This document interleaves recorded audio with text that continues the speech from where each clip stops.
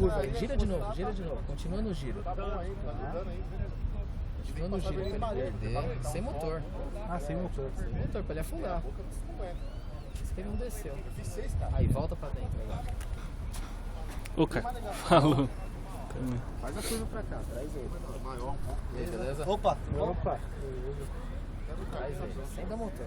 Tá sem motor. Beleza, deixa ele vir. Boa agora. Sem picar. Não, de repente, já fica quando eu Deixa posso ele mandar. voar. Dá uma cabradinha.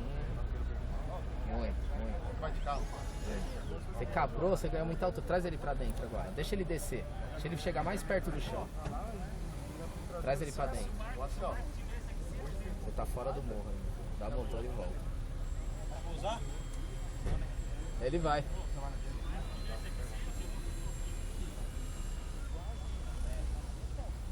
Não desce, né? Não desce.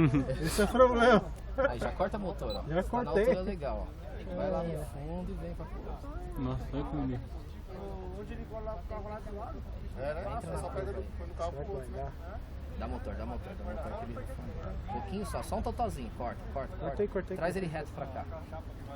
Deixa ele alinhar com o chão. Aí, ó. Deixa ele alinhar. Vai picando só pra ele alinhar. Pra alinhar.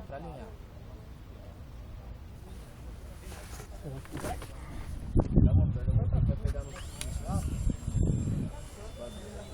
Tem que entrar mais lá, Paulo. E você tem que vir com ele reto aqui, ó.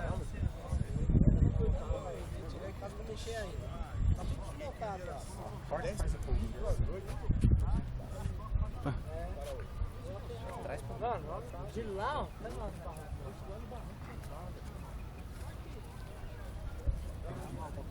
Nada, não deu tempo não, pô. Tozinho de motor, aí pode tirar. Fazer nada. Então, se você puder mandar então, amanhã eu quero. Você tem que vir com ele baixo. Alinha ele com o chão. Vai ao pouquinho, picando aos Se pouquinhos. ela estiver pronto, já tem que. Aí, ó. Tá vendo? Ó? Pica pra ele arrastar. Aí, ó. É isso aí. Só assim. Valeu. Você tem que alinhar ele